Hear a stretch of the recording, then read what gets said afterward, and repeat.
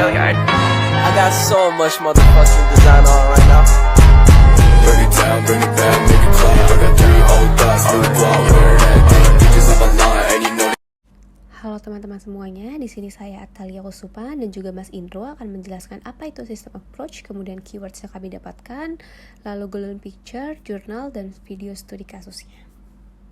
Sistem approach atau pendekatan sistem merupakan suatu metode untuk memecahkan masalah yang kompleks dengan melihat masalah tersebut secara menyeluruh dan terintegrasi.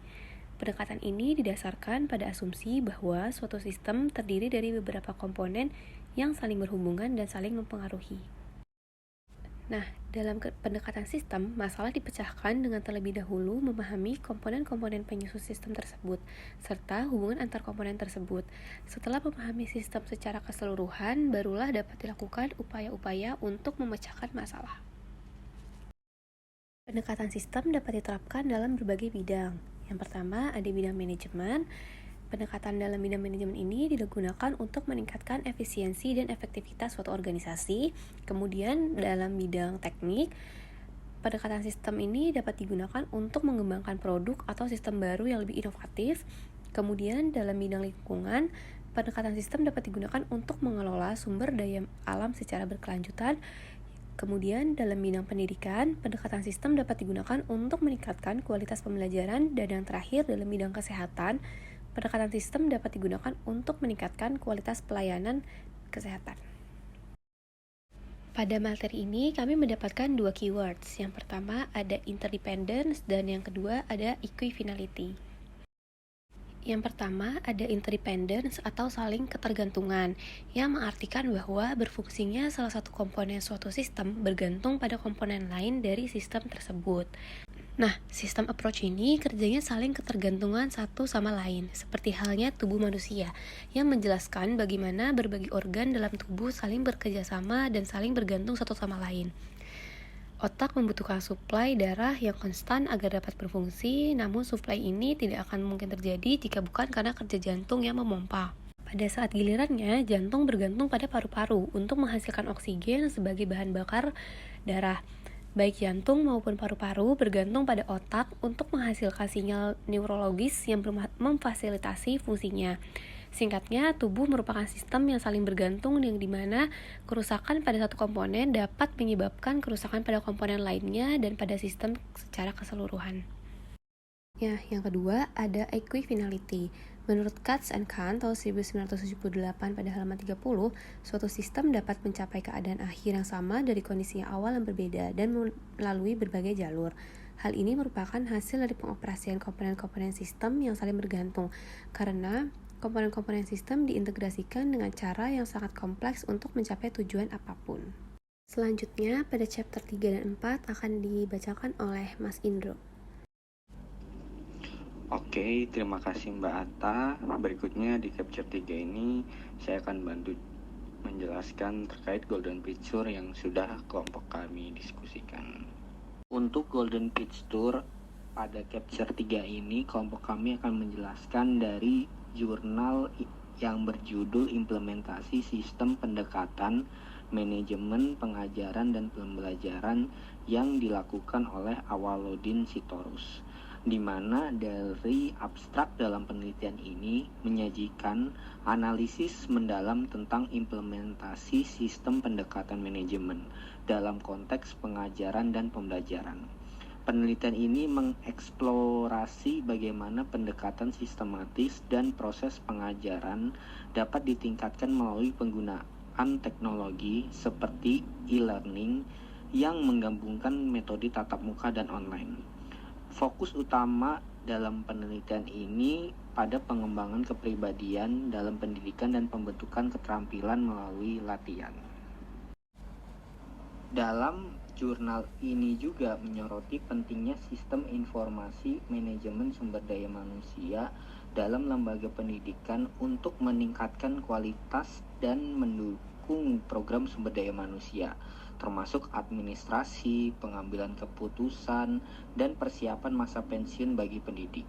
Selain itu dibahas pula landasan sosial, budaya, ekonomi, dan etika dalam pendidikan, serta misi pendidikan nasional dan indikator keberhasilannya. Selanjutnya, metode pendekatan sistem mengandung dua aspek, yakni filosofis dan aspek proses, di mana aspek filosofis ialah bahwa suatu sistem merupakan kumpulan dari sejumlah komponen yang saling berinteraksi dan saling bergantungan satu sama lain. Perubahan suatu sistem harus dilihat dari perubahan komponen-komponen tersebut, di mana pendekatan sistem aspek filosofis terlihat pada proses belajar mengajar, di mana proses belajar mengajar itu dilakukan dengan suatu penataan yang memungkinkan guru dan siswa berinteraksi satu sama lain, sehingga memberikan kemudahan bagi siswa dalam belajar. Selanjutnya, aspek proses, di mana pendekatan sistem digunakan untuk memecahkan masalah secara sistematis dengan mempertimbangkan dampak keputusan atau perubahan pada seluruh sistem, bukan hanya pada bagian-bagian individu. Pendekatan sistem aspek proses terdiri atas prosedur sistematik, perencanaan, pelaksanaan, dan penilaian keseluruhan proses belajar mengajar, di mana kegiatan tersebut diarahkan untuk mencapai tujuan khusus dan didasarkan pada penelitian dalam belajar dan komunikasi, sehingga penerapan metodologi tersebut akan menghasilkan suatu sistem belajar yang memanfaatkan sumber manusiawi dan non-manusiawi secara efisien dan efektif. Analisis bentuk kegiatan sangat penting, di mana berkenaan dengan aplikasi atau keterlaksanaan prinsip-prinsip belajar atau human learning principles secara alamiah, di mana analisis tugas dapat diandalkan dalam rangkaian pengajaran tentang konsep, prinsip, dan keterampilan yang telah diidentifikasi sebagai hasil belajar yang diharapkan dan telah dirumuskan sebagai tujuan belajar mengajar. Alat-alat dan pendekatan rancangan sistem pengajaran menuntut para guru ataupun pendidik agar dalam pengajarannya atau instruksinya menyediakan kondisi belajar mengajar bagi siswa itu sendiri. Jadi, prinsip-prinsip belajar merupakan petunjuk bagi guru dalam pelaksanaan kondisi belajar yang efektif. Dengan demikian, pendekatan sistem merupakan suatu paduan dalam penyelenggaraan sistem pengajaran yang ada di sekolah tersebut. Selanjutnya, pada bagian ini, untuk melihat kemampuan suatu pendidikan berdasarkan produk atau output yang telah dicapai, Kepala Dinas Pendidikan dapat fokus pada beberapa indikator kinerja dan hasil konkret yang mencerminkan kualitas pendidikan. Berikut adalah beberapa hal yang dapat menjadi fokus. Yang pertama, prestasi akademis siswa, di mana evaluasi hasil ujian dan tes standar nasional digunakan untuk menilai pemahaman materi pembelajaran. Selain itu, pemantauan nilai rata-rata siswa dan tingkat kelulusan juga dapat menjadi fokus dari Kepala Dinas Pendidikan. Poin kedua, bisa melihat dari keterampilan non-akademis, di mana penilaian keterampilan seperti keterampilan berpikir kritis, kreativitas, keterampilan komunikasi, dan keterampilan kolaborasi yang dapat diobservasi melalui proyek-proyek atau tugas-tugas khusus. Selanjutnya, pada poin ketiga, Kepala Dinas Pendidikan dapat melihat pada prestasi akademis alumni, di mana melihat pencapaian alumni setelah lulus, baik dalam karir maupun pendidikan lanjutan, dapat digunakan untuk menilai sejauh mana persiapan mereka dalam menghadapi kehidupan setelah sekolah. Dan selanjutnya di poin keempat ada tingkat kelulusan atau dropout, di mana pada fokus ini Kepala Dinas Pendidikan dapat memantau tingkat kelulusan dan tingkat dropout pada sekolahan untuk mendapat gambaran tentang seberapa baik sistem dapat mempertahankan siswa hingga menyelesaikan pendidikan mereka. Selanjutnya, kesiapan kerja, di mana menilai sejauh mana kelulusan siap untuk masuk ke dunia kerja, termasuk kerjasama dengan industri untuk mendapatkan umpan balik tentang relevansi keterampilan yang dimiliki oleh lulusan. Dan yang terakhir, Kepala Dinas Pendidikan dapat melihat dari umpan balik dari pihak eksternal, di mana menerima umpan balik dari pihak eksternal seperti orang tua, industri, dan masyarakat umum untuk menilai persepsi mereka terhadap kualitas pendidikan yang diberikan oleh sistem.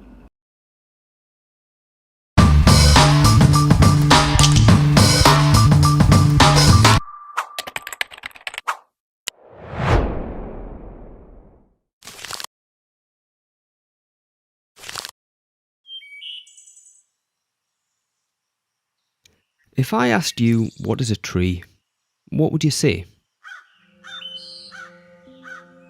You could start with a simple description. Trees are usually tall. They've got green things on them called leaves. They've got a trunk made of wood. But what is it? How might a plant scientist answer the question? They might describe the biological machinery that trap energy from photons. Or they could describe the special adaptations trees have to absorb water. Or how specially adapted tubes called xylem vessels can carry that water through the plant. But again, what is a tree? To understand things, one approach is to reduce them down to their smallest parts.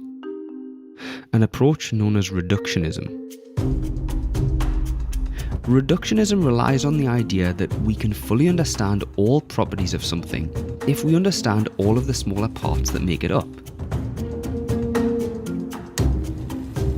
There's an ancient Buddhist parable about a group of blind men who come across an elephant, something the blind men have never known before. They decide to try and figure out what this thing is, and each of them reach out to feel a part of it. One grabs the trunk and says this thing they've discovered is like a snake. The next blind man reaches out and touches the elephant's ear. He disagrees with the first man and describes this new thing as being like some kind of fan. Each blind man gains information about a different part of the elephant.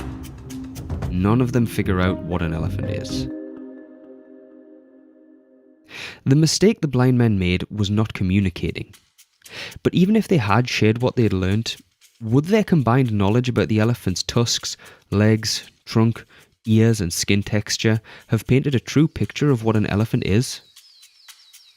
Reductionism says yes. If you understand all of the smaller parts, you understand the whole thing. So what about the systems approach? The systems approach says no. You cannot fully understand something unless you view it as a whole and see it interact with its environment. We know a lot about the individual parts, the biological structures that make up a tree, but let's think about what a tree is when we see it as a whole, using the systems approach. A tree takes raw materials and uses them to provide food that supports an ecosystem. It offers shelter and shade. It provides the very oxygen that we animals breathe in every moment of our lives.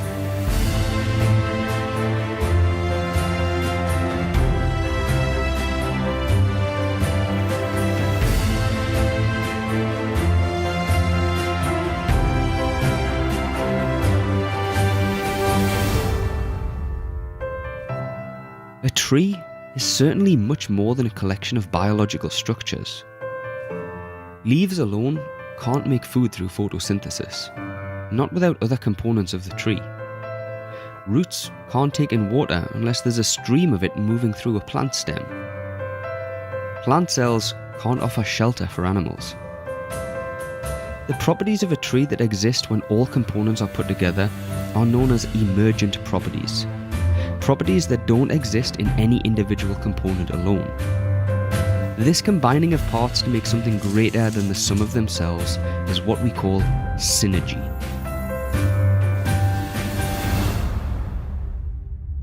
To understand a tree, one expert might study the part of a leaf that traps light, while another might study the chemicals that make plants tilt towards the light, while another specialist might investigate the cells responsible for controlling the movement of essential nutrients.